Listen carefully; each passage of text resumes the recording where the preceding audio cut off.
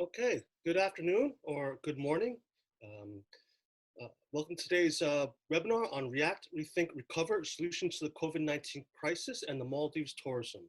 Today presented by the Maldives Marketing and PR Corporation, MMPRC, in association with the Pacific Asia Travel Association and Tripadvisor.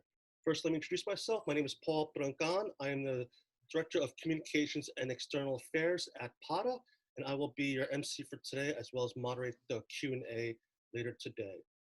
Quickly just go through the agenda.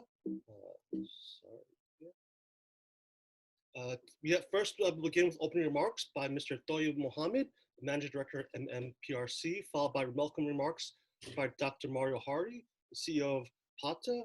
That'll be followed by a presentation by Damien Cook, the CEO of eTourism Frontiers.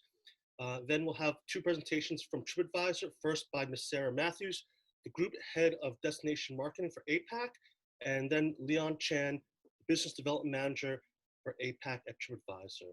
That will be followed up by a 10-minute Q&A moderated by myself.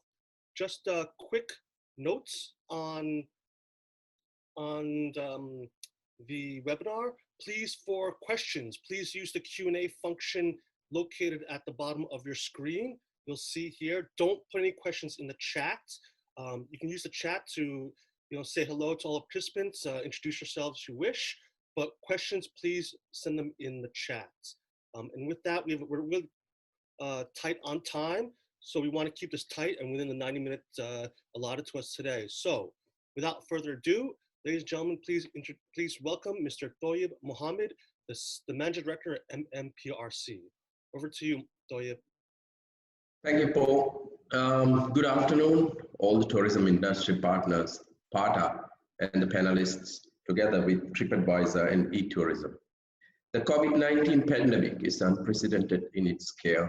The disruption it has caused to all aspects of life as we know it is incomparable. No industry has been hit as hard as the global travel industry, which has come to an almost absolute standstill.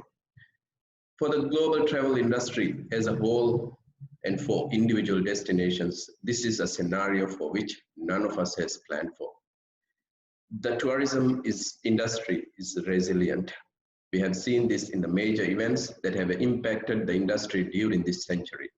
While some events such as that of September 11th have affected the industry at a global level, the 2004 Indian Ocean tsunami, many businesses it made a big impact on our tourism industry during this time. More recently, the SARS and H1N1 epidemic have impacted the industry at various levels. What we have seen in the aftermath of these events is the resilience of the industry. What we have seen is the determination to pull the industry back to its feet. And I would like to note that we were quite successful in achieving recovery within a short period of time during those times, and would like to thank the tourism industry partners here, and especially to those who have worked tirelessly in the sales and marketing side. The situation is gravely different this time, but I'm sure the players in the industry are ready to take the cue from the health experts and governments and move with the first signs of recovery to shape the industry for a post-pandemic world. The question of when this will happen is in all of our minds. Now that the pandemic has been with us for at least last 3 to 4 months, we get a sense of how this evolves. However, many questions remain unanswered. After the first wave has passed, how will the governments avoid subsequent outbreaks? How successful will public health authorities be? These still need to be seen to get a sense of how the industry will operate in the future. While the question of when business will resume is important to all of us, what we can do now is to maintain our brands and sustain the position we have gained.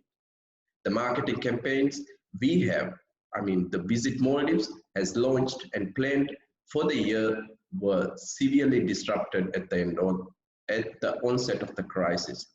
However, we haven't stopped. I will just share some of the things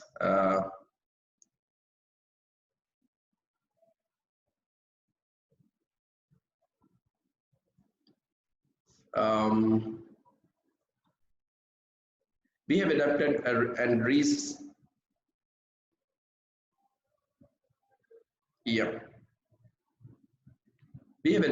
re-strategized our campaigns to suit the circumstances in our source markets.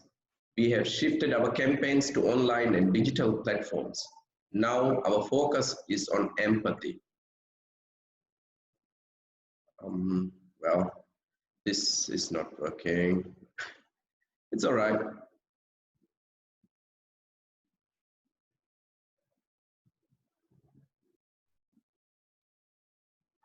We did carry out these campaigns in different markets in different languages. This is Russia. And we have started some culinary and food preparations during this time. These are some of the things we have done in China, Russia. Now our focus is on empathy. Our content is light-hearted and our visit later messaging is meant for people to see and dream about the Maldives. At the same time, we are now strategizing and planning on how we are going to relaunch our marketing efforts and be ready to roll out our marketing when the time comes. We understand that destinations are not going to be in a position to open up to the whole world. Countries are likely to open their borders for inbound and outbound travel on the level of control they achieve in curbing the spread of the disease. Source market governments will also look at the controls in place before they will allow their citizens to travel and back from various destinations. Countries are likely to open up on a bilateral or regional level. To maximize the benefit from these opportunities, our marketing strategies will have to be vastly different to what we have been doing in the pre-pandemic world. Marketing, undoubtedly, we have to be targeted to specific source markets that open up. Our marketing plans will have to be adaptable, and there could be several stops and starts, especially in the early stage of recovery. And in our marketing, we will need to address several areas we have not considered in the normal course of business before. As a destination, we will have to address issues of public health in our marketing. We will certainly have to disseminate information on the status of the pandemic, the controls in place, and draw a clear picture of the new holiday experience with social distancing and safety measures in place. These factors will be part of our marketing equation as well. Maldives is lucky to have been endowed with our unique natural geography. Our key USP of an island, one resort would help offer a contained, safe environment and for holidaymakers, and offers us the opportunity to promote the Maldives as a relatively safe destination compared to many other destinations. We have faith that we can successfully adapt our marketing to best suit the situation. Based on our experience during the course of the pandemic, we have seen up close what the new requirements would be. As an industry, we all have to strategize and plan to ensure these needs are met and communicated effectively. We all have to take preemptive steps that would cater to these needs and keep ourselves ready in this evolving situation. I'm sure we will all get a better understanding of what needs to be done by the end of this webinar. And I would like to sincerely thank Sarah, Damien, and Fopata for working with us to make this happen to our tourism industry marketeers. We sincerely would like to work more in close collaboration with our tourism industry, and we are here to support you all during this difficult time and way beyond. Thank you. Thank you, Toya, for those kind words about PATA. We're happy to work with you as well. Next up, I'd like to introduce everyone to Dr. Mario Hardy, the CEO of PATA. Over to you, Dr. Mario. Good afternoon, everyone. Great pleasure to be here with you today. Let me actually just go through some statistics and some facts for you to keep in mind. It was mentioned before, the importance of this crisis, the size of this crisis is much greater than anything we've experienced before. And just to put things in perspective, this is 5 times bigger than the 2008 global financial crisis in terms of economic impact on the world. WTTC and the Oxford Tourism Economics came up with new statistics just a few days ago that 100 million jobs are at risk on a global basis in travel and tourism. It was 75 just over a couple weeks ago. It is now actually 100 million. $2.17 trillion, or actually the amount of money that is expected to be lost in the industry moving forward.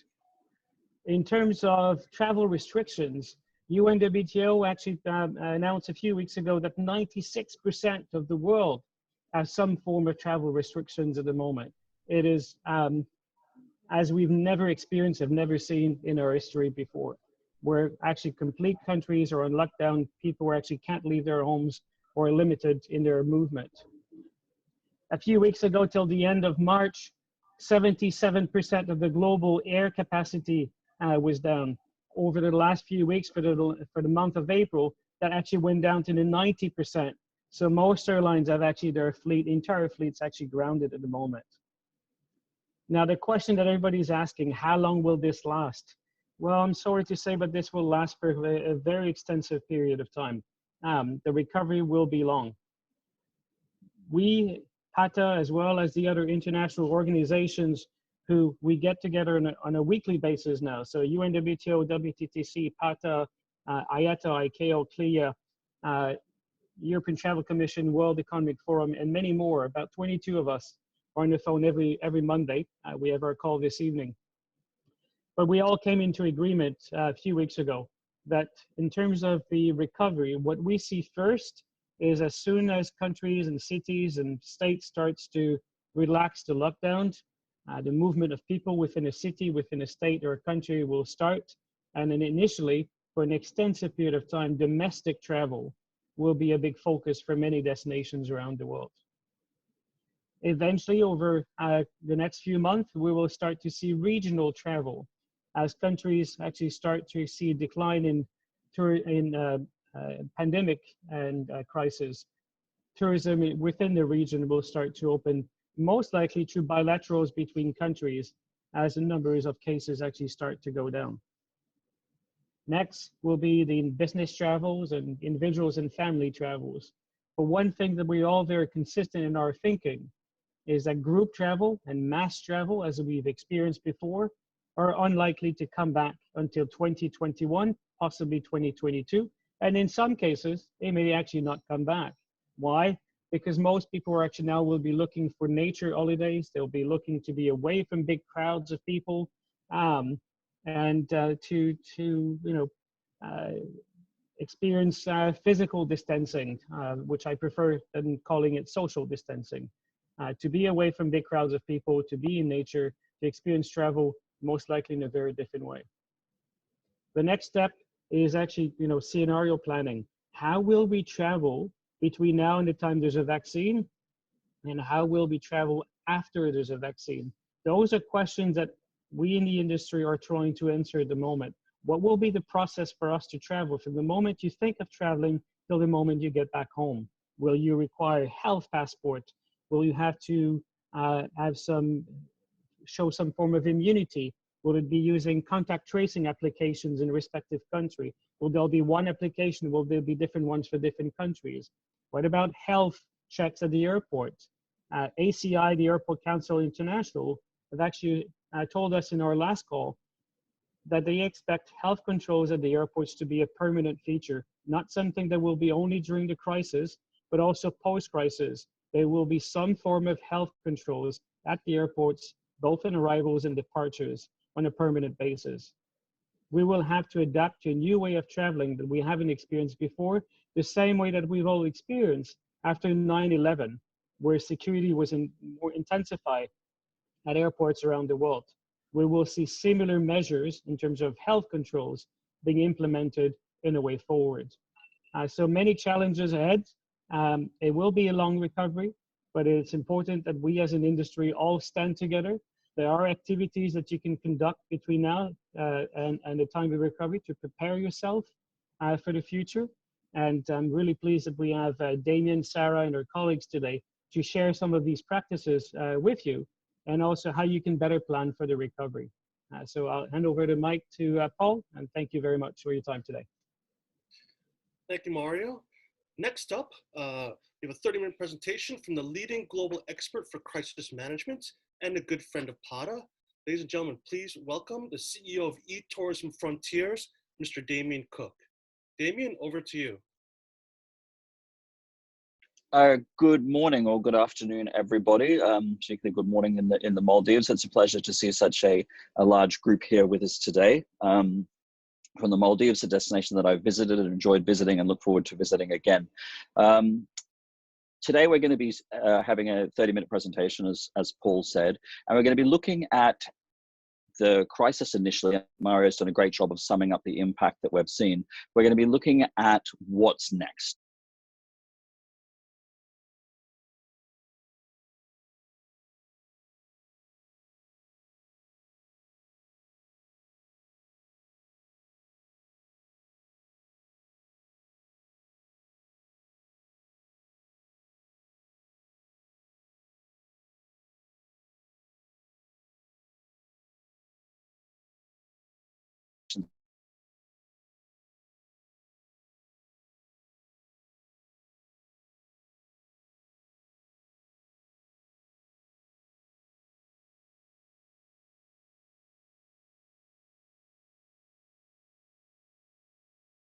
Damien, are you still there? Damien. Sorry, Damien, you're on mute. Yep, sorry, my internet dropped out of my back. You might want to, do you want to turn your video off? Or I think you need your video on to show your slides.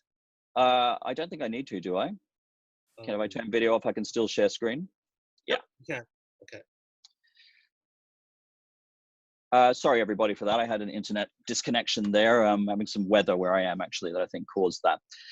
So sorry, I was saying that we've been working with different destinations around the world, looking at what the likely scenarios are. And what we've identified is that there are three critical solution-based steps that we need to look at for both our destinations and our businesses.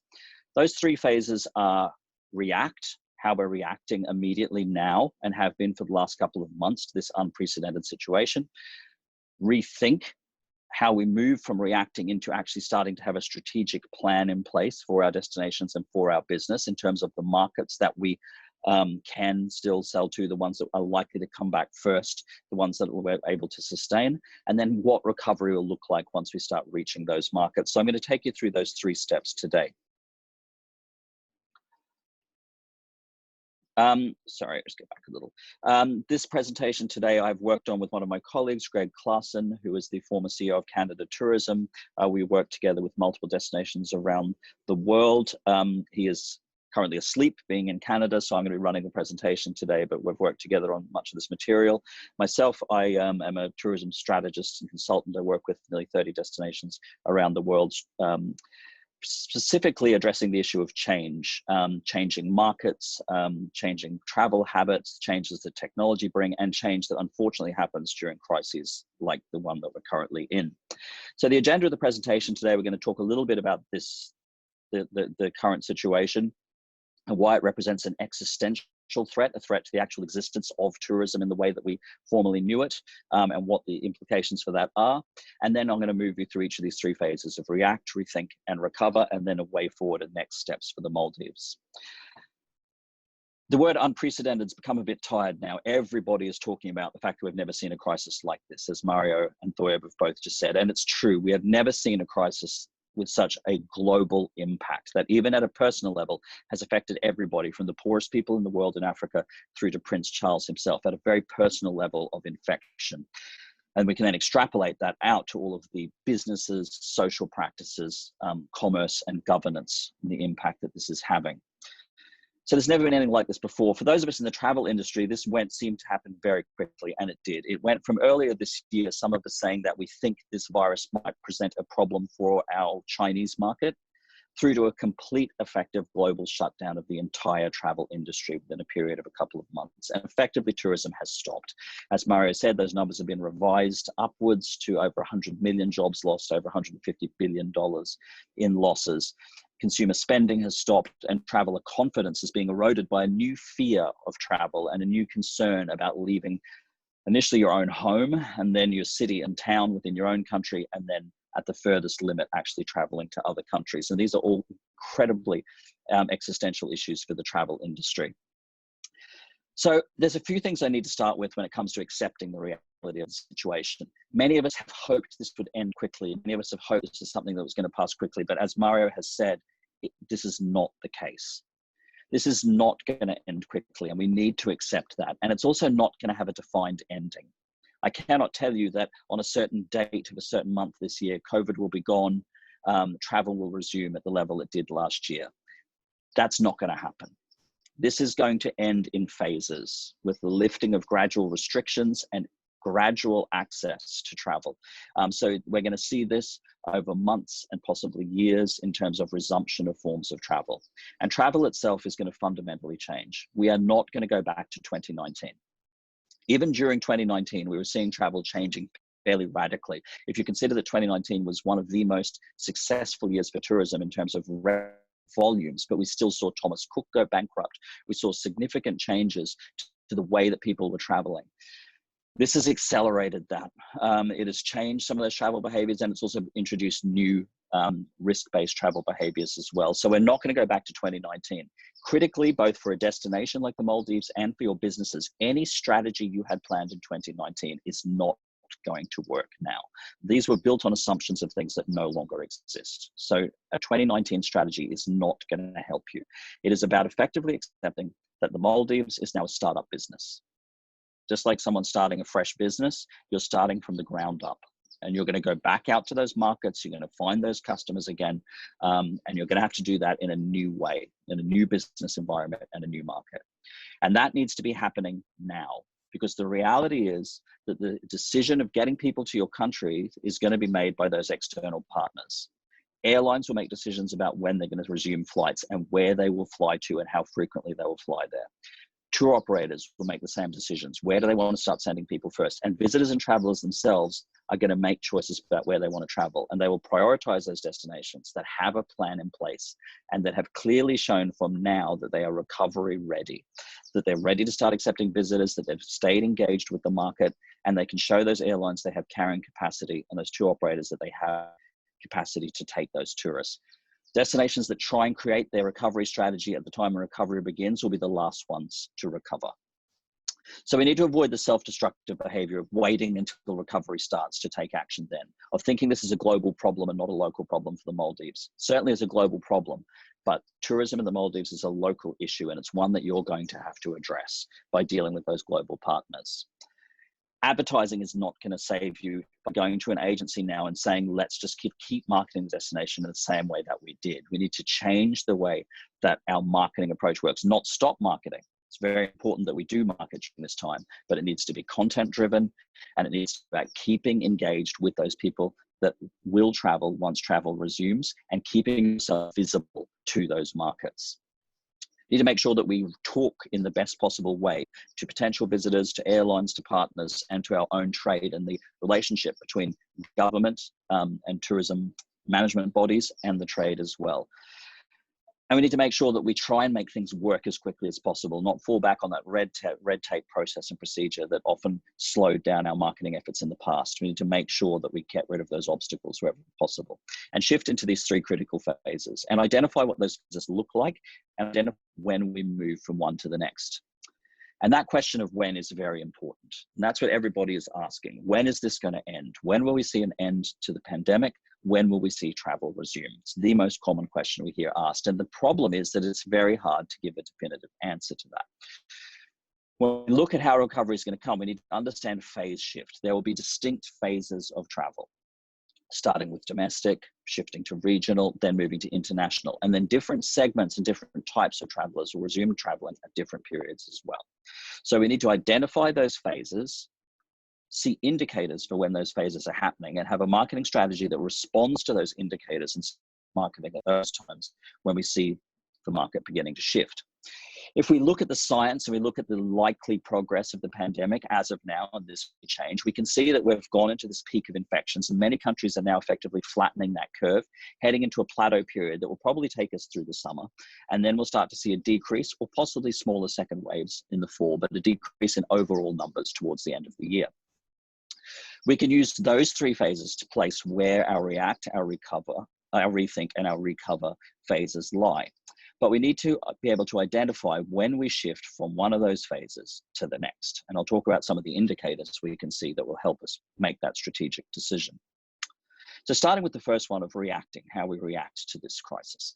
Most important capital that you have as a destination and even as a business is information. Being able to inform potential travelers, airlines, and partners what the situation is on the ground. Everybody's looking for trusted sources of information.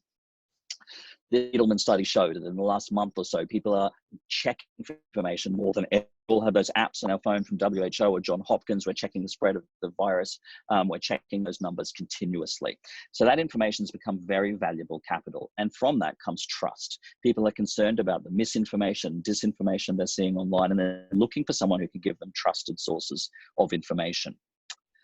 So it's important that as a destination, the Maldives gains that trust of your partners, of potential travelers, and inspires the confidence for them to come back. That means having a communication plan in place with a structure about who can talk to whom, about which subjects, and where they source the information from, and a policy that supports that.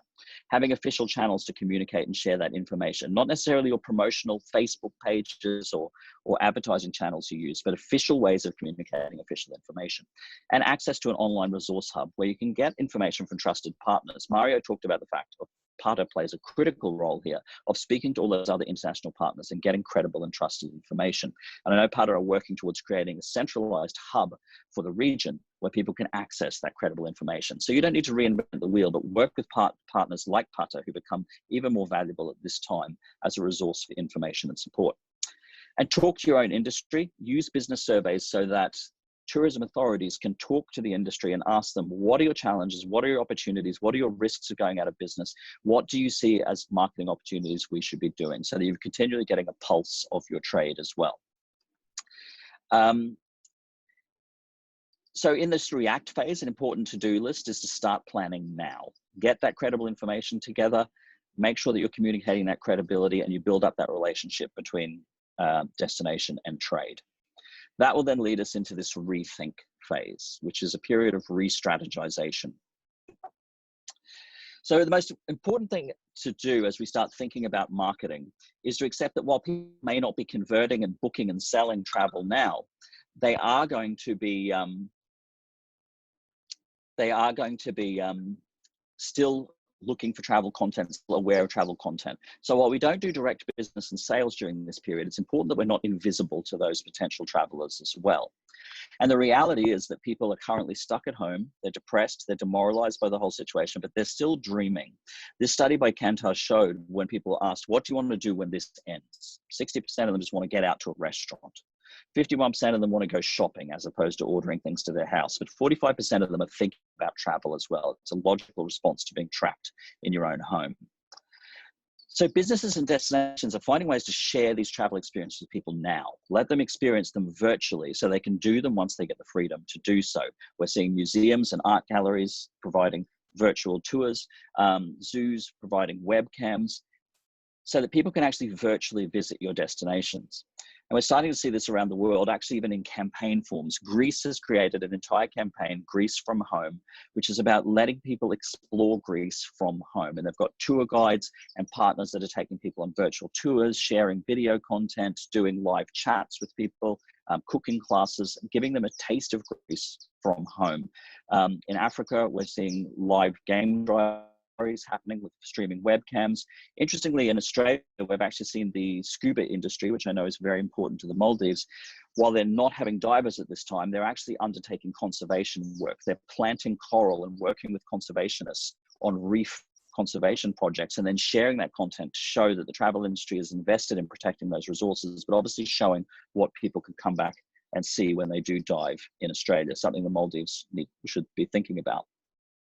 Here in Kenya, where I'm based, we're launching from the next week or so live streams, game drives and safaris using backpack devices that enable live streaming to the world at a very high quality and allow interaction between safari guides and potential customers as well. So taking people on safari from their homes.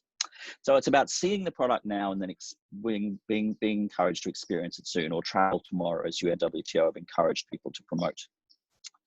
So then as you start to re-strategize, you need to be ready to recover. And that means carrying out risk and threat assessments on the markets that you used to sell to, potential markets that you may be reaching out to. Really understanding where you were before the pandemic is important, and having some baseline data in terms of your booking channels, your numbers, your arrivals, and airline partnerships.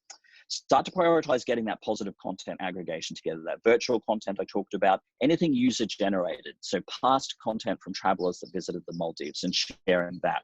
Tripadvisor, who are with us today, are a great channel for user generated content. So focusing on those UGC channels and making sure that you've got teams both in your company and at a destination who understand this idea of phase shift and build a strategy that is about when are we going to start to see which forms of tourism coming back, and will we be ready to sell to them and manage them when they travel.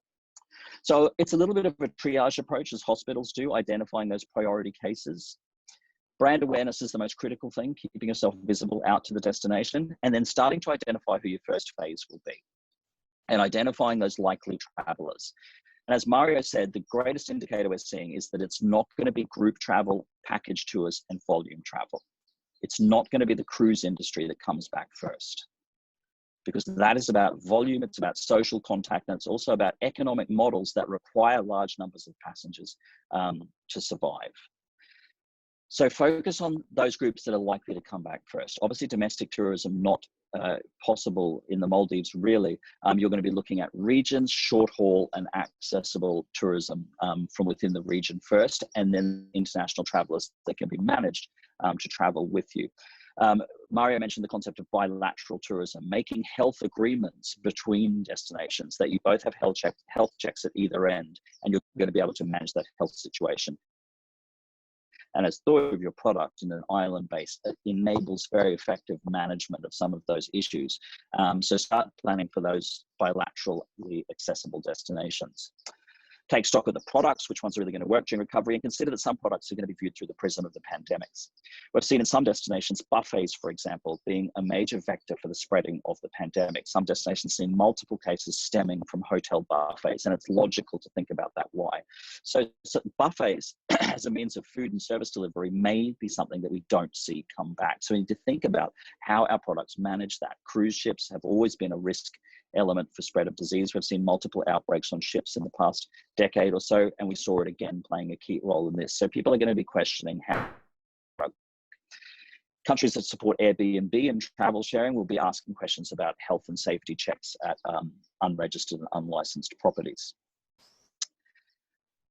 So we need to identify threats and risks. There is going to be a downsizing and loss of jobs, but who are the critical people that we can't lose, both at a government and destination level and even within private sector businesses? Who have the skills and resources that are there to meet the needs of those first travelers? Who play the critical roles in marketing and sustaining of our business? Then starting to look at our aviation strategy.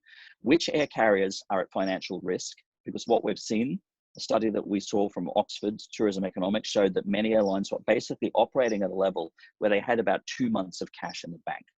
And without profit, without revenue for 2 months, they're now starting to see financial collapse without government support. We're going to see a lot of nationalization, but a lot of business loss. You probably all have seen within our region that South African Airlines has declared bankruptcy and is selling its fleet, that Air Mauritius also is in the same position within the last few days. So we need to identify which carriers are going to go and which ones are likely to return. LCCs, low-cost carriers, charters, volume basis may be at risk of going out of business and potentially not returning as well. So who are those carriers that are going to work for us, particularly through that bilateral approach to partner destinations where we have health checks in place, and also those short haul connections, well, as opposed to multiple hubs where we need to look at multiple bilateral relationships just to get those planes to our destination. Within our stakeholders, who's going to survive, who will need stimulus to survive, and who's at most risk. And which operators and channels may not return, and then our actual clients as well, which ones will be willing to travel. So we need to identify those priority travelers, those who are likely to travel, and they're going to be different from the ones we targeted in 2019, not group, not volume, and also it's going to be a type of person that travels, who's going to be intrepid, who's going to be a little bit more open to risk in that first wave of travel, and also need to have the financial resources to be able to travel. Destinations that depended on older demographics obviously are now concerned about the impact this is having on them as the highest risk demographic. They're going to be not just potentially financially impacted, but possibly more likely to be afraid or unwilling to travel because of the health risk. So we need to identify those segments, those particular travelers in terms of age, country, and air access that will rebuild our business. Then we need to build a strategy around that. From that, we start to get our source markets that we can identify.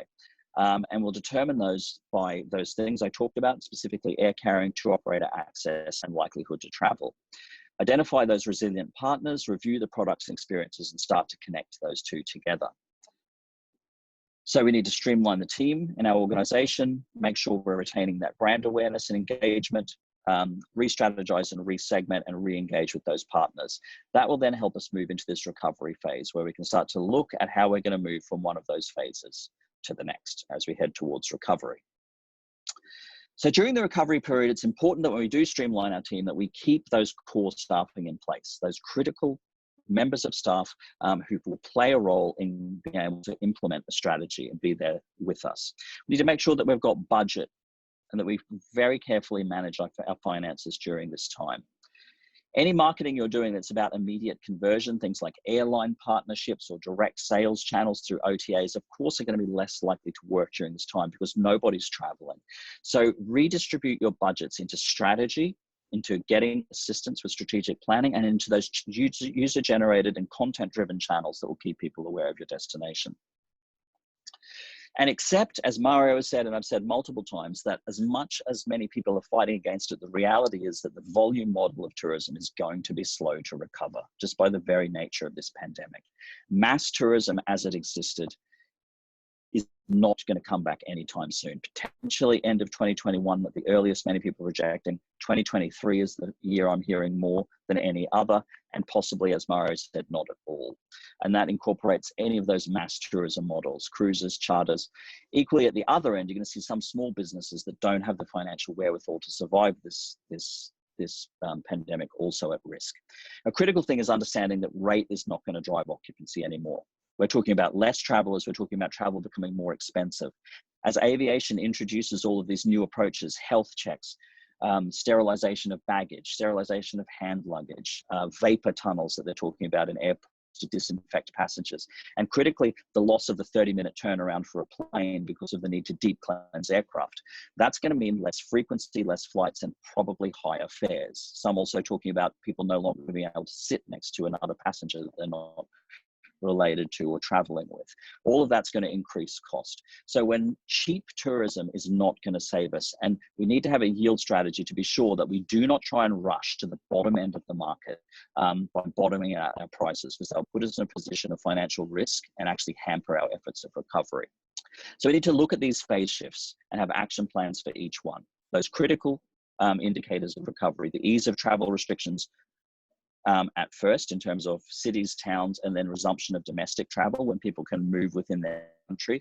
There's a huge appetite in many countries for domestic travel. We're seeing the US, where already 70% of travel is domestic, parts of Europe the same. We're going to see that come back strongly. Then the resumption of flights within countries, within regions, and then to international. And we'll see the resumption of those independent travelers first. So we need to have timelines for our destination and for our businesses. When we see the easing restrictions, what will we do? Who will we start selling to and how? Domestic, not such an issue in the Maldives, but in other destinations, the resumption of flights to regions, the return of those fully independent travelers, and much further down the line, we can start thinking about the return of group and volume travel. Thoya mentioned the complete shift they're making for the Maldives in terms of digital, and that's critically important. Digital, of course, has become the most important channel over the recent decade or so, but more than ever, it's now really the only channel.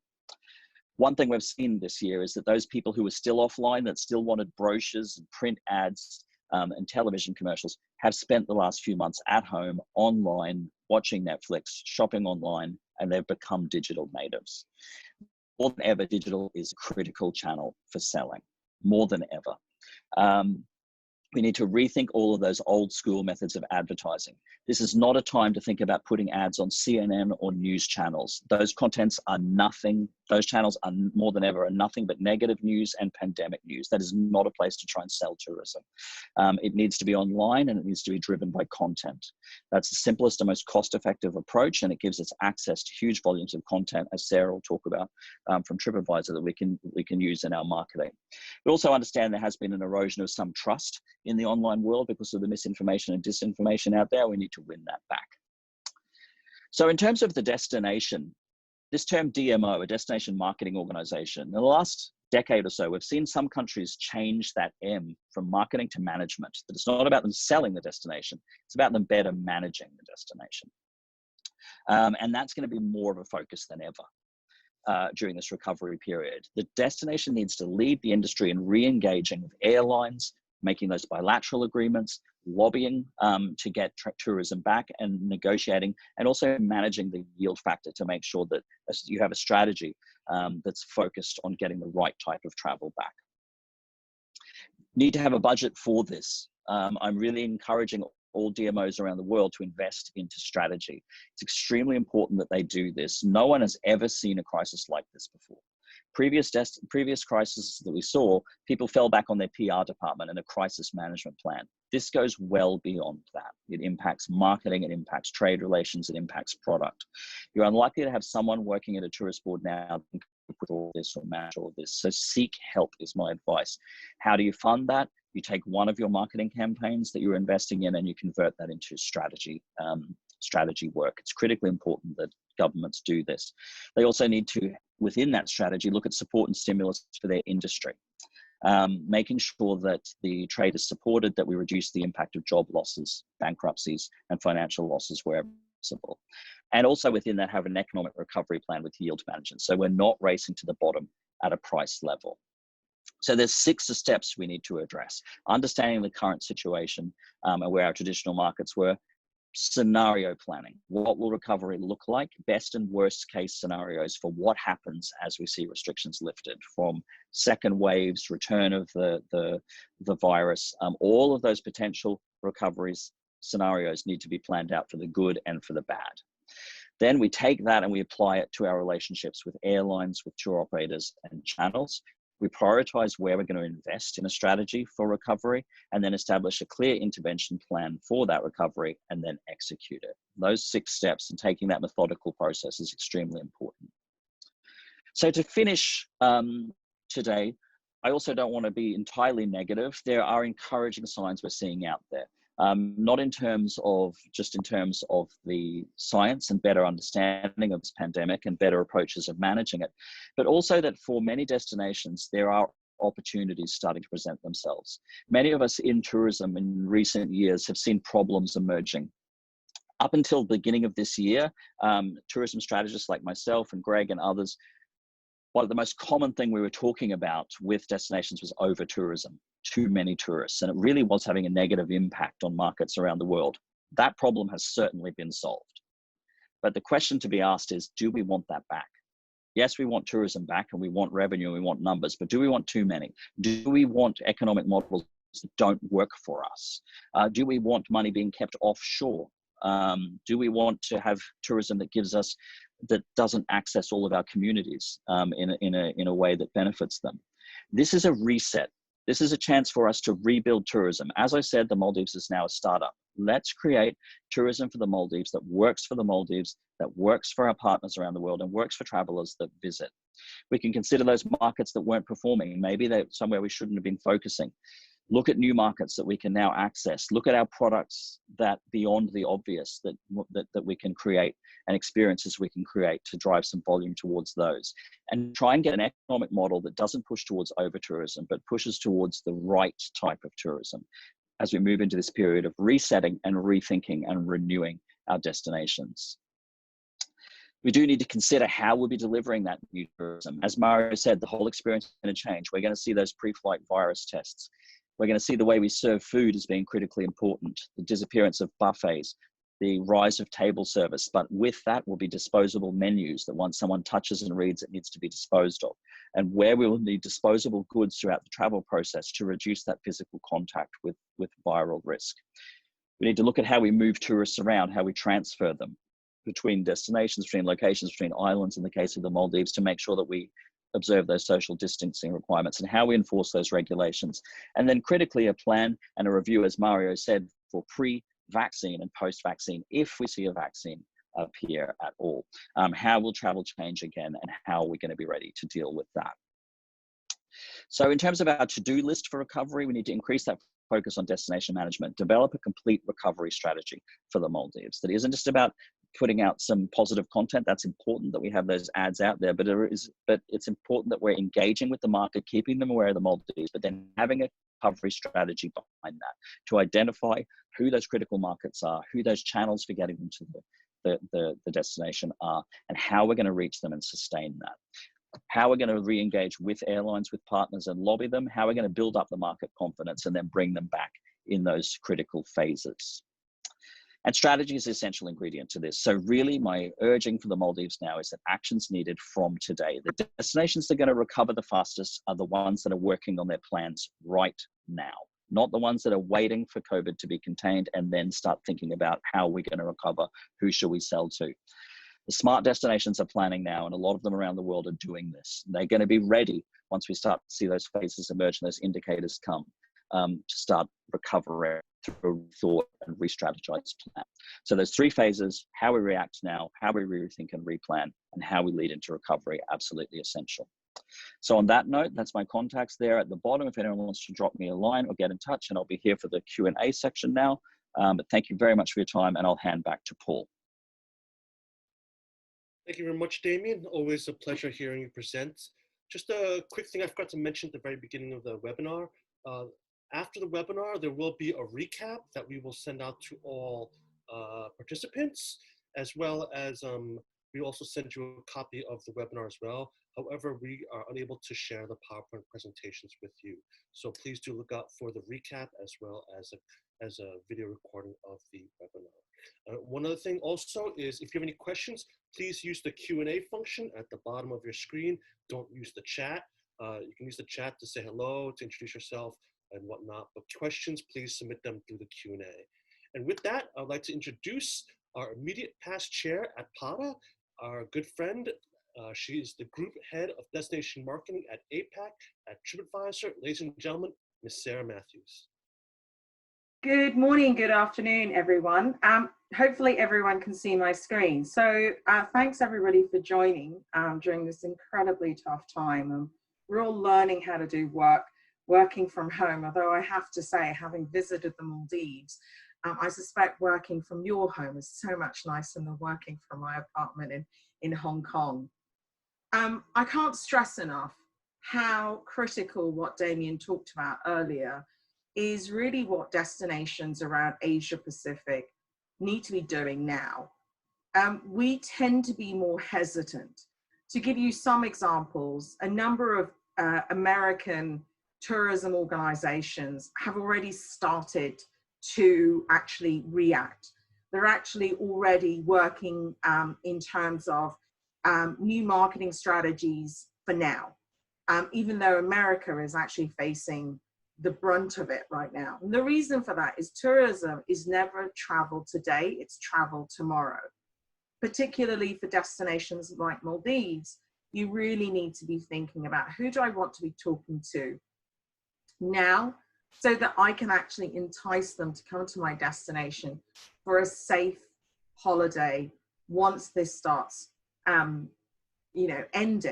And also, if you look at the research, there is discussions like COVID isn't actually ever going to disappear, or if it does, much like the Spanish flu took ultimately 2.5 years to dissipate. So what I agree, with Mario and Damien, we're going to start seeing slight changes in terms of travel. The one good thing is, no matter what has happened ever, is that people want to travel. We're all, particularly now being isolated, we all want to travel. We're all eager to get out there and start going on holiday. If nothing else, just to go out of our front door, have a great meal, meet up with friends. I'm, you know, excited about the next time I go on a holiday with my nephews and nieces. So in order to take you through this, I thought I'd show you a little bit of insight. One of the things that is changing and has actually changed for the last 5 years, particularly in the digital world, is that idea of targeting by market is really changing and is no longer really the core piece when you're thinking about talking to an audience. Ultimately, the question is, does it matter if you speak to someone who's from England or from Australia or from China? Surely it matters more that you're talking to someone whose intent of travel serves your current purpose. If you're looking to promote a great dive holiday, a dive experience, experiencing the wonderful culture and nature of Maldives, shouldn't you be targeting that person? Does their nationality truly matter? And with the digital world, you can do that very quickly, especially when you run anything dynamically. The message is actually changed, so it's served directly to that user in their language based on their intent. So when we look at insights, it's critical. It's something that you as a business should have quite a lot of access. My colleague Leon in a minute is going to be taking you through some of the things that we have for the accommodation side. But nearly all businesses that have that are registered on Tripadvisor has a back end with some basic insights that they should be looking at. But even without Tripadvisor, you should be looking at trends in the travel space, pre or post-COVID. As Maria and Damien said, we've seen a clear shift to domestic first. Part of this reason, as Damien mentioned, is just that case of inconvenience. We're very lucky in Hong Kong. We've not had any major lockdown. The most we've had is that we can't go out to dinner with more than 4 people. It becomes tricky because you have to choose your friends wisely for that meal. And we're down to single digits. Last week we had 3 days where there were no infections. But still, the requirement from the Hong Kong government is that we're only allowing residents to come back to Hong Kong for now. So a lot of travelers, what their fear is not so much getting COVID, but it's the inconvenience that comes with it. Will I be in quarantine? Who will pay for that quarantine? Will my country repatriate me if it gets worse? But wanted to share with you some of the things that we're seeing on Tripadvisor. Tripadvisor remains to be the trusted source for a lot of travelers, and they're really asking for opinions. They're asking for advice from other travelers. We saw on April 20th, a family looking to do 10 days in July, actually, in Thailand and Vietnam. They're planning the around the world trip. They want to know what they should be doing, right? Where they should be going. Another traveler on April 13th was thinking about 2 weeks in New Zealand, thinking about what they should be doing. Should they do 3 to 4 days of the Great Walk? So this was, you can see, very much an outdoors theme here, and looking at whether or not they should stop at Dunedin or have a stop at Mount Cook. So still asking information from other travelers. And when we look at our forums, we can also see, particularly for Asia Pacific and really relevant for the Maldives, is looking at regional travel. We're starting to see that obviously for Asia Pacific, we really faced the brunt in late January. Actually, prior to the global emergency, we could already see in some Asia Pacific destinations that, you know, there was a lot of discussion within Tripadvisor about COVID. Then we started to see it peak. We saw a little bit of a peak March 18th, I beg your pardon, mainly because that was when we had more border closures across Asia, but we're starting to see it slow down. When we look at this chart, say for Americas, in fact, it's the opposite, right? It's very low here, and the conversations all peak in March and April. So the good news is that for Asia Pacific, the conversations about COVID are starting to decrease. And what they're looking for is travel opportunities. So in Asia Pacific, what are we seeing? On April 11th, we saw someone was planning a trip to Laos and Vietnam, and they wanted to know, could they do both destinations within 14 days? What's the best way to travel, and what's the average cost of flights? Interestingly enough, they were sharing positive updates. On April 13th, the Maldives, said it was safe tourism, as it was a COVID-19 free nation. And this was actually shared within the forums of Tripadvisor. I suppose my only sort of discussion, and this is something Damien and I've talked a lot about, is there's probably a lot of positives. One must be a little bit careful about mentioning if you are definitely free of it. What I loved about the Maldives was the fact that your quarantine center is one of the most amazingly beautiful places in the world. And I can't imagine, it's probably the one place I would want to be sick so that I could be quarantined on your beautiful islands. So I think that's something to think a little bit about. But as we looked at our research, we recently ran a piece of survey across our users around the world, trying to understand, is travel still something they're thinking about? And actually 66% of our consumers are really excited about their next trip. You can see in Japan, 98%, they're absolutely itching to get out. US is 87, 86% for Italy, 80% for Australia, 66% for the UK. And so people really, really want to be traveling. And last week, so this data is actually from last week, we've seen that most travelers, most people around the world are planning and researching their next trip. So if your content, your stories are not online at this particular point, you might have a potential to miss that share of wallet further down the line. And you can see that in Australia, for example, 59% were researching their next holiday last week, with Japan researching at 79%, US at 71%. So making sure that you're putting yourself out there, engaging with your users, engaging with your audience is absolutely critical at this point in time. So how are consumers defining what they feel could be potentially the end of COVID? When are they looking to travel? Well, it's not really surprising. Most feel that once the government stay-at-home orders are lifted, that gives them a sign that things are returning to normal. And we're starting to see some of that in the European destinations. When travel restrictions are lifted, we're also starting to see some of those in some destinations.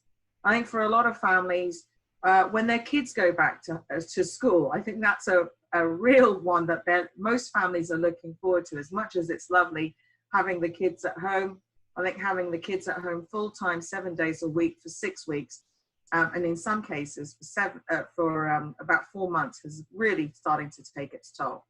Being able to go back to work, restaurants being opened for dining in, something that hasn't impacted Hong Kong at all, sporting events resumed, community centres opening, church activities or religious activities reopening. So I think that part, someone asked a question about what part is doing. It's something that I've driven as part of the task force, is actually getting businesses to respond to a survey. Mario will talk a little bit about that, but that is aimed to be information to be sent to the government to talk about the challenges facing the travel sector. So what are consumers looking for their next trip? No surprises. I think people just want to get out. They need to be able to relax and rejuvenate. They want to make memories with their family and friends. They want to escape the daily routine. They want to enjoy themselves. But really, we're already seeing the outdoors is really picking up. Hiking has really picked up. Outdoor activities, anything that doesn't require me to be in a large group of people in a small enclosed space is something that's critical. I noticed that one of the questions was about how to manage airports. I think that's something well worth thinking about, particularly I've experienced the Maldives airport. How do you make sure you manage that volume? If you are looking at volume, how do you manage that? But as Damien and Mario said, group travel is going to come back a lot later. FIT is the way to go. So talking to that individual traveler, what they want is the flexibility to design their own trip. They don't want to be told where to go, where to stay, what to do. They're going to want to be able to have that flexibility for their next holiday. Right now, most travelers are thinking about driving in that domestic or a short flight away. So for the Maldives, some markets you should start thinking about is places like Hong Kong. We've got a direct route. It's only 6 hours away. Your neighbors in Sri Lanka, your neighbors in India, and more sort of destinations within Asia Pacific. Thinking about family holidays is critical. But when you think about the Asia Pacific market, taking into consideration whether it's Japanese, Chinese, Singaporean travelers, the key, Leon might talk a little bit about this, is really hotels and businesses that these travelers experience. It's all going to be about cleanliness. Being able to show what you're doing is going to be critical. Things that you're doing now is absolutely critical. Whether you're doing a renovation or a cleanup, how are your boats managed? Is it buffets? Most families will stay away from that. How are the rooms cleaned? Those things are going to be really important to entice your Asia Pacific neighbors. What they're looking for is, as Damien said, and the survey says it all, they're looking for value, quality for money, rather than the lowest price. I'm not going to book a trip just because it's cheap. It's the potential for me to have a bad trip, and most importantly, something that I might get sick from. That's not going to be what's enticing. What I'm going to be looking for is a trip of a lifetime that will get me out of where I'm at right now, having a wonderful outdoor experience, learning about the local culture, about nature, getting out there, and it's got to be value for money. So I want to pay for what I'm getting. I think that's true, again, of all travelers around the world. 70% of respondents say when thinking they will plan and book in advance versus spontaneous trips. And even when we think about travel, no matter how spontaneous it was, we always saw a sort of around 5 weeks of planning. In some cases, that might be shorter if you're thinking about a weekend trip away for leisure. So this, again, is really critical as to why it's important you engage with users now, not when COVID is over. And this is something certainly within the Asia Pacific region that most destinations and businesses are not thinking about. I've seen, as I said, lots of European American businesses really reaching out to their users already in preparation for when things are opening up. So there are two activities that Tripadvisor is doing. Damien mentioned that travelers right now are sitting at home. What are they doing? Well, they're researching. They're staying at home. They've got nothing to do. Streaming has become the biggest thing. We can talk a little bit about general television channels. Some countries with really strong TV channels. Yes, some countries, actually most consumers in that market are actually on streaming videos and YouTube videos. You need to know that by market. What Tripadvisor is doing is working with destinations and tour operators, experiences from around the world to roam from home. This is an example. I won't play it, but we'll give you the link a little bit later. But we're showcasing how you can experience that destination, that experience whilst you're at home. But you got to make sure you get it out to everyone, right? So making sure that that content is seen by the right people.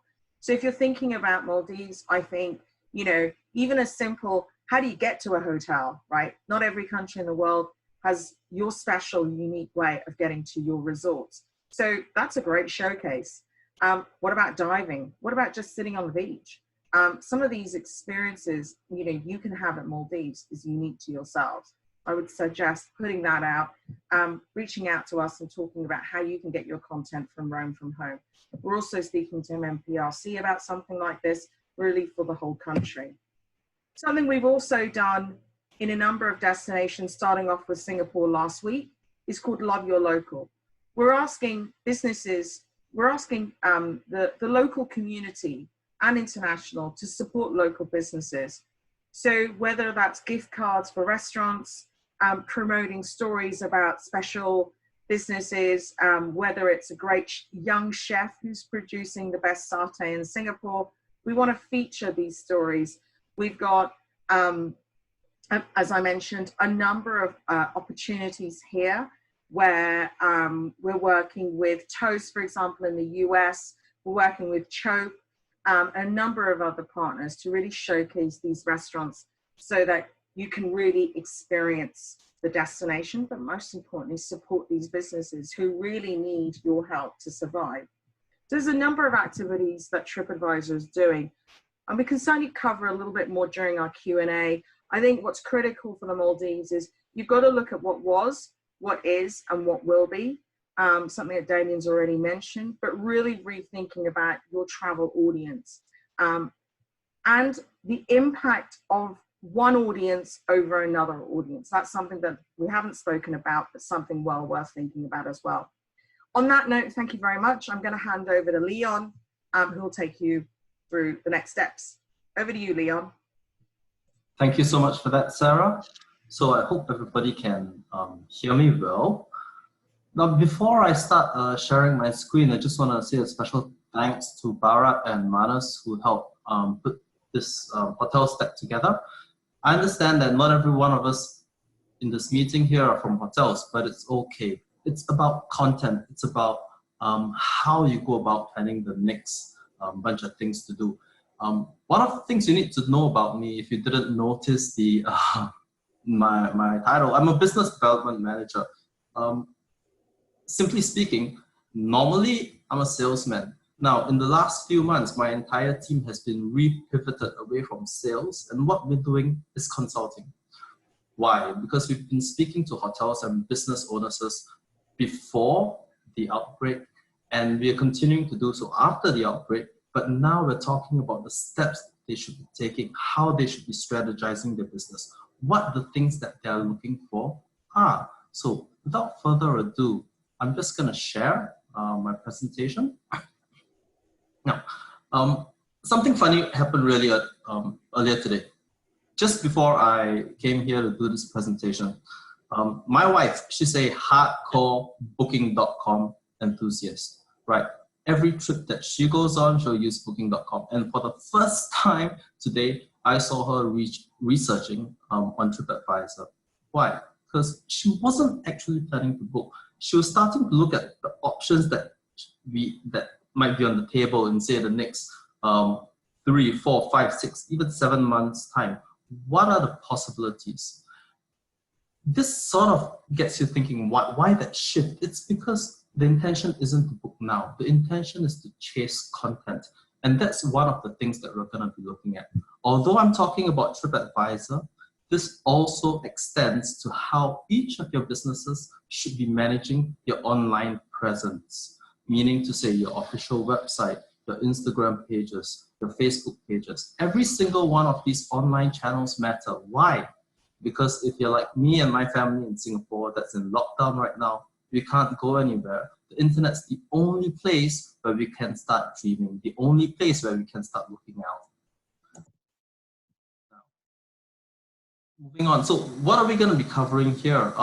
Where we're at, this is just a brief overview. I'm going to skim over this. A lot of it has actually been covered in the previous presentations. We use different terms, but you do start to notice the similarities. I'm going to talk a little bit about how you can manage the listing, manage your content. What are the things you need to be doing now with the COVID-19 situation? What are the things that you need to be doing between now and recovery? And then how you start looking at placing your marketing strategies as we come towards the emergence. Terminology we're going to use now. So Tripadvisor, very similar to you, we have come up with 5 key phrases. We have the decline, which was the initial drop, that huge dip in visitors going anywhere. The phase that we are in now today is plateau. And I believe that Damien mentioned it just now. We're starting to even out. We're not really dropping any further. People are starting to do a little bit of research, like my wife. They're open to the idea of traveling again. They're just stuck indoors. But it's plateaued, it's evened out. It's not dropping any further. We know the next thing we are looking forward to is emerge, where people start popping up, where people start looking at restaurants, visiting things in their local community. From there, we look at domestic. Now, within Maldives, we probably have a little bit less of domestic travel, but people within the community are going to start moving around a little bit more. And eventually, we're talking an indefinite number of months or years. We know that there's no true visibility, but the final stage of recovery is when people internationally, global travelers are prepared to come back and travel. So before we can talk about content in any way, I hope you know whether or not you have a Tripadvisor page. If you do, you should be able to manage your listing. Now, if you want to update photos, update videos, do anything on Tripadvisor, the very first thing you need to be is a member. So you need to log in to Tripadvisor if you are a member. Otherwise, you can sign up. Signing up is free. Step 2 is to tell Tripadvisor that yourself, someone at your business manages or is going to manage the Tripadvisor page. I've provided a link and a QR code just to make it easier for every single person. This presentation is going to be a lot about how you can go about doing things. So make sure that there's somebody to administer to your online presence, whether it's Tripadvisor, Facebook, Instagram, or your official website.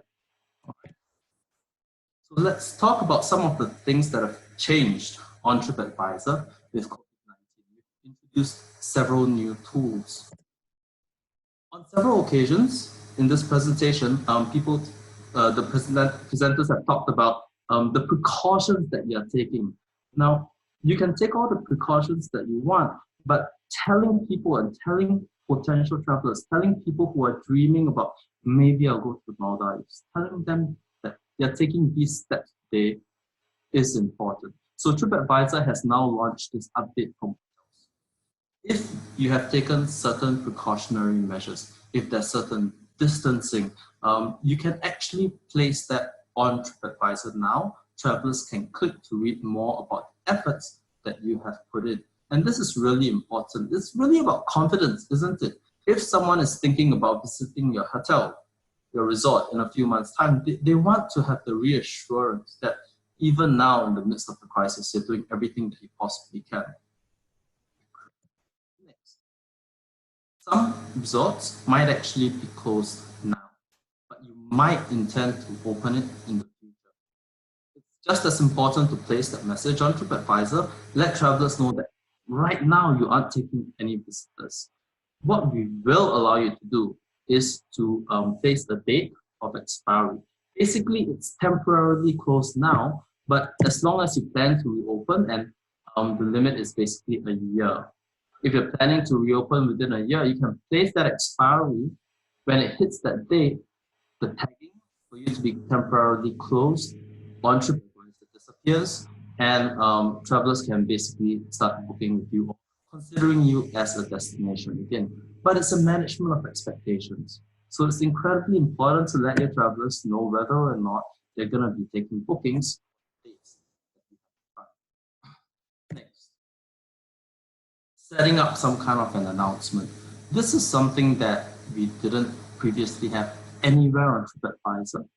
If you just look towards the bottom of the box, you'll also notice that we have allowed hotels in this announcement to include the telephone number, and they're also able to email the hotel. We're talking about the direct line of communication between that potential traveler. They might want to find out a little bit more about the precautions that you're taking, some of the things that you're planning to do when you start receiving travelers. How do they know that they're going to be safe?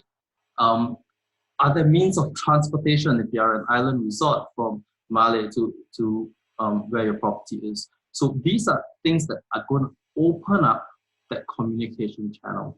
And this can be done through the property announcements. How to set it up? Again, make sure that you're registered as a representative of the business.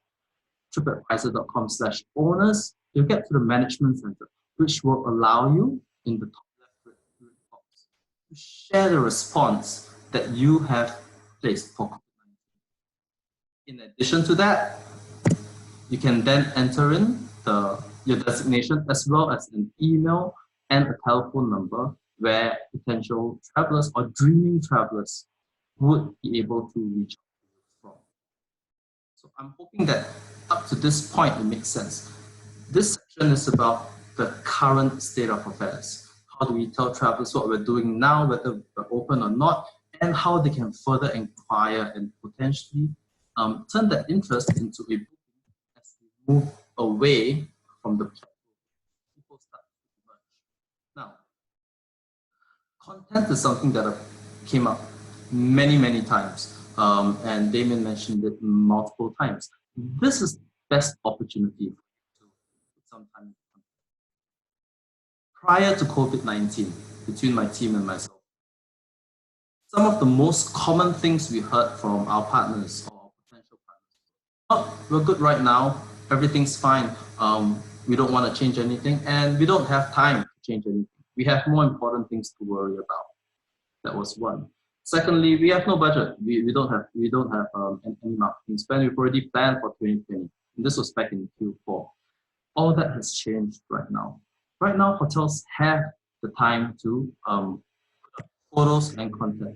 So let's talk a little bit about what kind of content you should be prioritizing. Not sure if any of you know what the fold is, but the fold is sort of like the first thing that travelers see on a web page before they start. Now, if you open any particular website, chances are you're going to spend about 57% of the time. So let's say, 3-4 scrolls to the bottom. 57% of the time you spend on that page is above the fold, meaning to say before you start scrolling. Everything above the fold on that screen influences whether the traveler continues to absorb your content, continues to think of you as a potential destination, as a potential resort, as a potential experience or activity or restaurant. If you can't attract them there, if you can't engage them there, then it's just going to be that much more difficult to retain them. So the fold is incredibly important. We're going to pay attention to some of the things that appear above the fold. On Tripadvisor, what you want to do is also think about how on your official site you manage that. So above the fold, we have photos.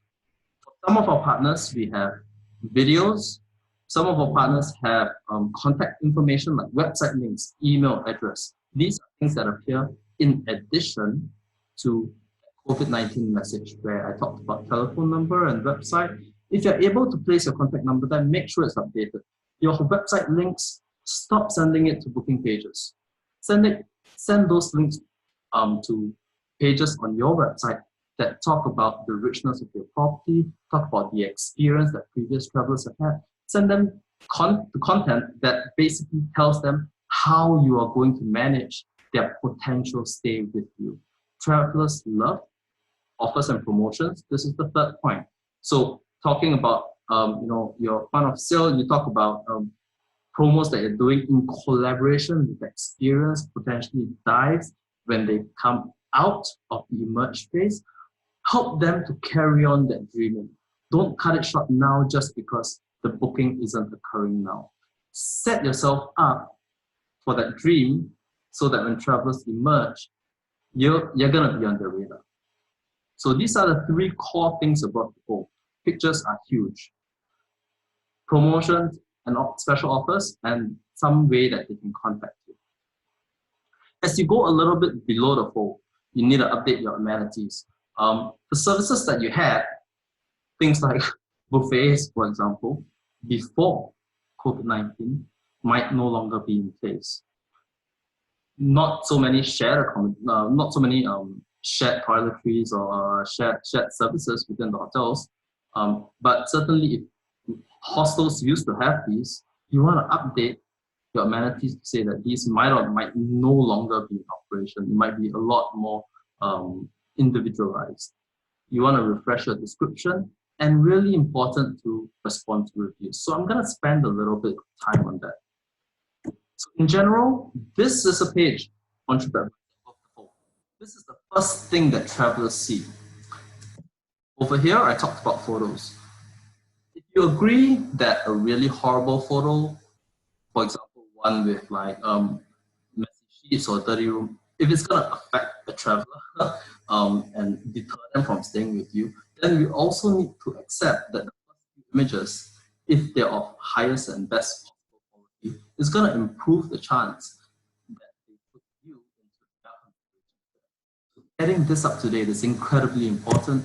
I talked about telephone number, website, email, a means for travelers to be able to reach out to your hotel. If you are one of our partners already and you're running a promotion, don't leave it blank. Talk about the future promotion. Don't run a promotion today. Nobody's gonna be booking for the next month or two. So let's call out the elephant in the room, right? Let's be realistic about the future date that we're looking at. Look at the potential, give them some assurance that if for some reason they might not be able to fulfill that booking because they can't travel, that you can put it off and they can come back again, say in another 6 months or a year's time. So give them a little bit of flexibility on that. And it all comes down to looking great. Now, best practices for photos. There are a lot of things here like using professional photos. Don't just use images, things with watermarks. Don't use that, all right? Photos based on your season. Think about your hotel. If you're an island property, bring those features out. If you're a city property, bring those features out. If you're a beach property, make sure your photos tell the story about the experience that guests will receive when they do decide to come and visit you. So think intuitively, even though there's a list. For a moment, let's stop thinking about the traditional, I want to look so great and I want to have these amazing aerial shots. What we want to do is to think about it from a traveler perspective, from the traveler's experience. What is it that they're looking for now? The privacy, away from other people, some kind of exclusiveness, a great experience. And that is the story that you want to tell using your. I talked a little bit about management responses. These occur below the fold. Tripadvisor is known very often as a review website. We're a lot more than that, but we have so many reviews on Tripadvisor, and what we find is that not as many properties as we'd like reply to reviews. In part, in the past, oh, we're fine now. We don't need to take the time to do it. We are cool with our business as it is. We have a policy of not replying to reviews. COVID-19 changes that. If you want your travelers to believe that you care about their experience when they finally decide to stick their head out of the waters, when they decide to come out of the woodwork, one of the best ways of letting them know that you care is to reply to the reviews of other people who have stayed with them. And writing a recent management response is going to change that. In fact, so the status right there, even if it's a bad review, right, 85% of the time, a thoughtful response, a well-written response, is going to change the impression that travelers have. So respond quickly. If you haven't responded to previous reviews, now's a great time to be doing it. When you do start getting new content, be sure to respond to it too. Be courteous, be professional. If you wrote a review, if you wrote a bad review and the owner started arguing back with you, it's not going to make a great impression, right? So be thoughtful about it. This is the key takeaway. When you write a response, you don't write it in response to the person who wrote the review. When you write a management response, our recommendation is for hotels, businesses, attractions, restaurants, write a reply with the future traveler in mind. And that is the perspective, that is the position that we want to be able to take. We want to be able to help hotels and partners think about how to prepare their businesses today for the traveler tomorrow or in the future. Right? So very briefly going through a recovery plan for post-COVID-19. Some travel still remains. I know that Singapore still has flights, even though much smaller in quality. People are looking out. You want to make sure that you maintain. What you don't want to do is to be spending a huge amount of money in the wrong channels. This is the kind of time where you think about, okay, where do I want to be seen? Like my wife, is she really looking right now? Is it an OTA where I need to be spending my budget? Do I need to be building my reputation elsewhere? At the same time, you want to think about, is this something that I want to do now? Or should I use all the free features? For example, some of the things I talked about, replying to your reviews don't cost you anything. So go ahead and start doing things like that. Uploading photos isn't going to cost you anything. So move towards that. You want number 2, leverage on your outstanding customer service. All right, display flexibility. Use your special offers. Tell people the things that they will experience. Leverage on your brand website. People right now, if they want to book, apart from looking on social media, they want to see what you have to say about yourself. And the best way to communicate that is through your brand website. Finally, think upper funnel, right? Let your destination, marketing destination management organizations worry about Maldives. But when people start researching that destination, you need to make sure that you're seen, either through a great ranking, reputation, whether it's through buying sponsored placements or visibility. In future, when travelers start to book, now is the time to start looking at the budget rather than spending. All the legacy budgeting you did previously in 2020, for 2020, let that be. Look at it again. Look at where the travelers are researching now. Look at how you might be able to capture their eyeballs moving forward. And with that, I'm going to stop my presentation. We're moving on to our Q&A. So thank you very much, everyone. And at this point, I'll pass it back over to Paul. Thank you very much, Leon and Sarah. Thank you. So we got some time here from Q&A. So let's just get right into the questions here. If all speakers would come back and turn their cameras on, it'd be great. So the first question here, I think it's directed towards Toyib. So what measures will be in place to ensure that MACL are able to cope, taking into account how the arrival hall, in essence, is everyone waiting for up to 2 hours in a confined environment? Hi, Paul. Thanks. Paul, thanks. Actually, MSL has to do a lot of things, yes. But as I said, this gives us an opportunity. It gives us some time to get ready for all what you have just said as well. There's so much to do. We got a break. Definitely, we need to get ready for that. I'm sure Maldives Airports Company Limited will try to adapt to what they have to do to open up the gates from Maldives. As they said, as I think it was Damien who said that it's not about the volume, it's about the yield of what we could get in. So we have to think about, we don't have to bring in much volume, but we better focus on smaller amount of tourist arrivals could be the best option so that we could cater to them in the airports. Yeah. Thank you. So going down, same question. Another question from Neil Shorthouse. This is, I guess, for Mario. What will PATA do to mitigate the fear that the media has spread globally in relation to travel and destinations? Thank you, Paul. PATA was probably one of the first organizations to put some statements out at the very beginning of this crisis, and our message was actually to make sure we use a reliable source of information. As you rightly said, there has been an enormous amount of misinformation being communicated on social medias and in various forms since the very beginning of this crisis. And it's important that we rely on your health ministries, on the World Health Organizations, on IATA and other organizations, a reliable source of information. This is why actually PATA 2 weeks ago, or a little more than 2 weeks now, launched the PATA Crisis Resource Center and the Tourism Recovery Monitor, which is, if you go to the PATA website, you'll see Crisis Center, open it up, you'll find a wealth of information. A few things. We looked at how, what are the aid packages offered by the various governments. There actually is a list on the website of the various countries and information you can get. There's also a business impact survey, which Sarah mentioned briefly before. If you haven't filled it up, go ahead and complete the survey. It'll take you about 15-20 minutes. It's very important because we want to know, how are you impacted financially? Are there any jobs or any layoffs in your areas, and etc.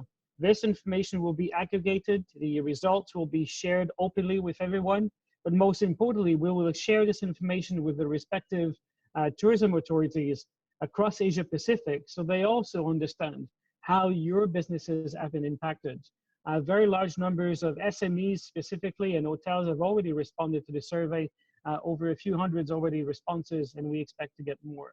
You'll also find on this website links to various reliable source of information, UNWTO, WTTC, of course, PATA, and also other source of information like companies like Forward Keys, Adara, and many more also that are actually available, STR data also.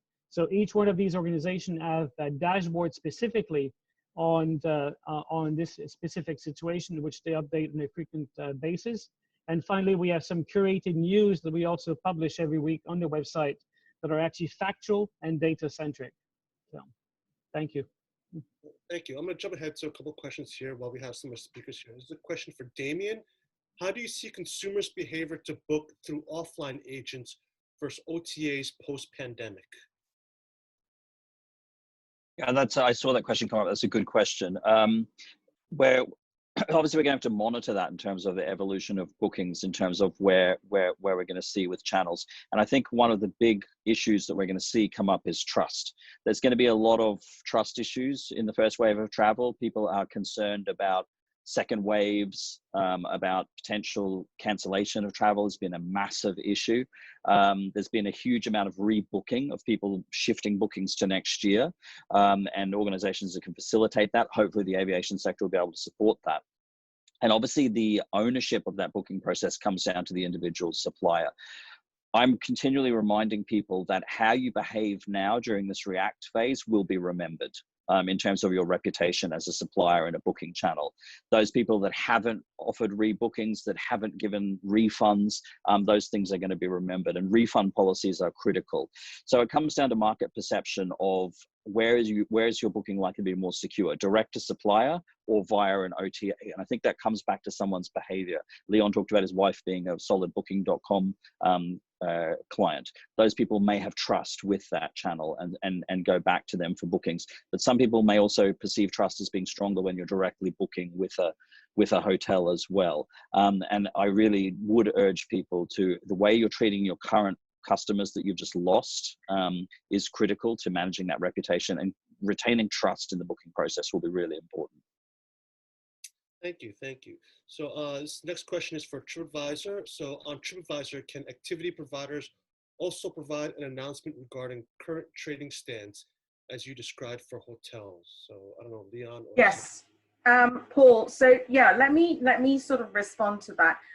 Just a couple of things. I think the purpose of this session from Tripadvisor wasn't a sales pitch or anything. It was really to get you guys to understand that now more than ever, your online reputation is a really good way, a free way for you to engage with your users, right? It doesn't matter if it's Tripadvisor or Facebook or any other social media platform. You need to find ways to respond to your clients and engage with them. So the reason we actually built this new button was because unfortunately the industry does face crisis time and time again. This one is a global pandemic, but we've seen whether it's a tsunami or a typhoon or a hurricane, that may impact your business. So if you're currently going through a renovation, please make sure you're putting that notification up, because what it does is it really manages expectations.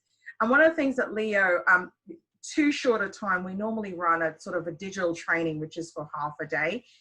One of the things that we talk a lot about is we did a piece of research just looking at the photograph of a business, whether it's an experience or a hotel or a restaurant. It was really interesting how when you made that image really authentic, that highlighted people and the business, it actually drove better engagement, right? And this is also a piece of research that Cornell University has done. So it's a real powerful way for you to kind of talk to your users now. You know, for example, I stay at certain types of hotels. Every one of those hotels have emailed me in recent weeks, just trying to engage with me to keep me, I suppose, interested, make me sort of stick to the brand. And places like Maldives, when you go there, it's a lifetime experience. So this is an opportunity for you to use that, you know, remind the people who came, but also try and tap into their friends and their friends.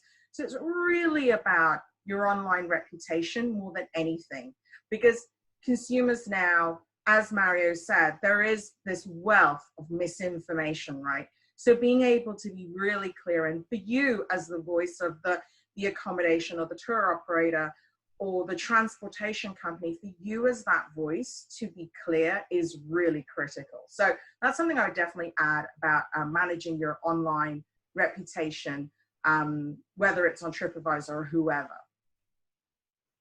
Thank you very much, Sarah. We're running out of time here. I know Damien's got to go and Sarah's short on time, so I'll have to wrap this up really quick. I know there's a lot of questions here, but what I'll do is I'll forward the questions to our speakers, and hopefully they can get back to each one of you guys directly on your questions that you may have. Again, thank you to MMPRC and to Tripadvisor, and of course Damien for organizing today's webinar. And of course, thank you, Dr. Mario Hardy, for joining as well. Also, thank you to all the participants for joining us for today's call. As I said, we will send a recap of today's webinar to all the participants, as well as a link to the video. Unfortunately, we cannot share the PowerPoint presentations with you. And also, I will give you all their contacts, so if you need to reach out to them for any other questions or any more further information, you'll be able to reach out to each of our speakers directly as well. So without further ado, that'll be the end. Anything, you guys have any last things you want to say before we end this? There were some really, really good questions. I think one of them was I know Damien's got a hard stop, but really quickly about streaming and TV watching. You know, it's something I mentioned earlier, but how important it is to know by market what people are watching. And Damien, do you have anything to add on to that? Yeah, streaming use is obviously higher than ever, but I did see a question about people saying that Maldives should be advertising on streaming channels like Netflix. They don't have advertising models. That's not how that model works. So that's not a place you'd be advertising. But yeah, obviously it's a huge rise in online behavior, and it's about finding the right channels for your right clients. And just as my wrap up, I'd just like to say thank you to everybody, and looking forward to seeing you again in the Maldives soon. Yeah, I was just going to say huge thanks to Taib, everyone at the Maldives. I'm looking forward to coming back out there again. Just one last thing to add on, two things. One thing is video, actually long form is starting to come back, so take use of that because you've got some great footage out there. Secondly, Paul will send out our details. There was a question about Tripadvisor providing relief. Yes, we can answer that. Yes, we're doing some of that already. So there's so much more that we're already doing in the COVID space. So please reach out and talk to us, whether it's Paul, Mario, Taib, or Damien, or Leon. Thanks very much. Mario, all right. Yep, I'll just give me 1 minute. I'll close this up. I know everybody has to run. So again, a big thank you to everyone who actually joined us today. I know that there are actually many webinars organized by lots of organizations at the moment. And believe it or not, PATA has another one organized this Thursday at 3 p.m. Bangkok time, which you're welcome to join. One of our keynote speakers is from The Economist, who will give us a overview of the economy of Asia Pacific and impact on jobs. And we have a few other speakers actually joining us for that session too. We have lots of other activities at PATA. Follow us on social media. Following a little bit from what Damien and Sarah said, we certainly notice at PATA that people are engaging on social media much more than they were before. And I'm sure that's probably a good source also for promoting your beautiful videos and inspiring people to visit the Maldives when we all come back. So stay tuned, follow us on social media, follow PATA, join us again, and I hope we can all meet in person in the near future. Thank you very much, everyone. Thank you. Thank you. All right, and that's the end of today's webinar. Again, thank you very much. We will be in contact with you. If you want to reach out to me, my name is Paul again. My email is paul@pata.org. So once again, thank you, and hopefully we'll see you soon, either Bangkok, Maldives, or anywhere around the world. Stay safe, take care, and have a good evening.